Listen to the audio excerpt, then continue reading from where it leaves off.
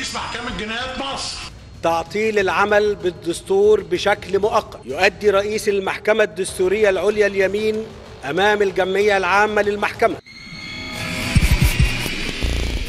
يا ترى انت كنت فين ليلة 3 يوليو 2013، الليلة اللي فيها كل حاجة اتقلبت، واللي فيها محمد مرسي أول رئيس مدني منتخب اتشال من على الكرسي؟ بس ايه اللي حصل جوه القصر؟ ايه اللي حصل في الكواليس واللي محدش حكى عنه بصراحة قبل كده؟ اسمع يا سيدي اللي جاي. الساعة كانت 2 الظهر، محمد مرسي قاعد في قصر الاتحادية، شكله باين عليه التوتر بس كان لسه عنده أمل. حواليه كام مستشار والتليفونات شغالة والاتصالات جاية من هنا وهناك. بس في اللحظة دي كان تم سحب كل الحراسات السيادية من حواليه بدون ما يبلغوه بلاغ رسمي. المخابرات قررت تقفل الخط على الكل وبدأت العزلة. والساعة 4 العصر السيسي كان مجتمع مع البابا توادرس والشيخ الطيب والبرادعي وغيرهم.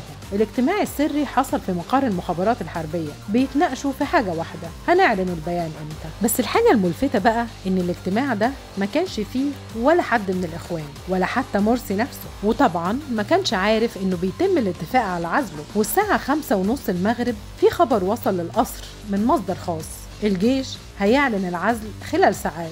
اتصرف مرسي وقتها، طلب من مدير مكتبه يحجز له طيارة تطلع من مطار الماظة العسكري، بس الرد كان صادم: المجال الجوي للقاهرة مغلق يا فندم ومفيش طيارة هتتحرك. مرسي اتصدم. والساعة 7 مساء القصر بيتفرغ، الموظفين بدأوا ينسحبوا، ناس كتير خدوا شنطهم ومشيوا من غير حتى ما يتكلموا. حتى الحرس الجمهوري اللي المفروض بيحموا الرئيس بدأوا ينسحبوا بالتدريج وكأن في أمر جاي من فوق. والساعة 8 بالليل مرسي بيحاول يتواصل مع السيسي، محدش بيرد. بيطلب من مدير المخابرات يتكلم معاه لكن مفيش رد. ووقتها قال جملة بصوت عالي: هو أنا اتحبست ولا إيه؟ وآخر محاولة كانت الساعة 8:30 مساء. مرسي بعت رسالة عن طريق أحد المقربين لجهات دولية، كان فاكر إن الأمريكان هيتدخلوا أو على الأقل يضغطوا. بس الرد كان غريب جدا من السفارة الأمريكية، وقالوا احنا بنتابع الموقف لكن دي مسألة داخلية. الساعة 9 مساء البيان بيتجهز.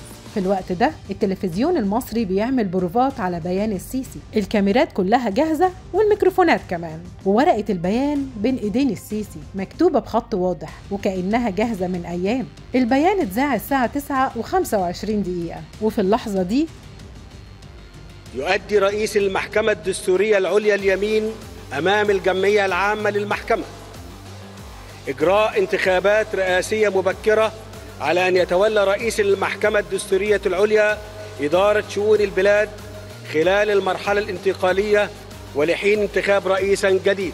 حفظ الله مصر وشعبها الأبي العظيم، والسلام عليكم ورحمة الله وبركاته. مرسي واقف قدام التلفزيون مش مصدق عينيه وعمال يزعق ويقول: أنا الرئيس الشرعي، محدش ليه حق يشيلني. بس اللي حواليه كلهم كانوا اختفوا، حتى مدير مكتبه كان أول واحد خرج من الباب الخلفي. والنهاية كانت الساعة 11 بالليل، عربية مصفحة دخلت قصر الاتحادية وخرج منها ضباط من الحرس الجمهوري. دخلوا على مرسي وقالوا له بهدوء: انت دلوقتي تحت الإقامة الجبرية، محتاجينك تمشي معانا. مرسي سألهم وقال: رايحين على فين؟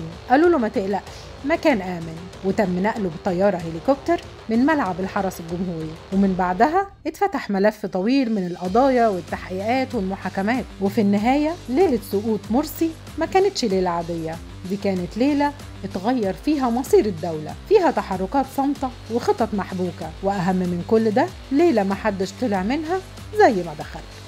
نحتفل اليوم بذكرى ثورة 30 من يونيو،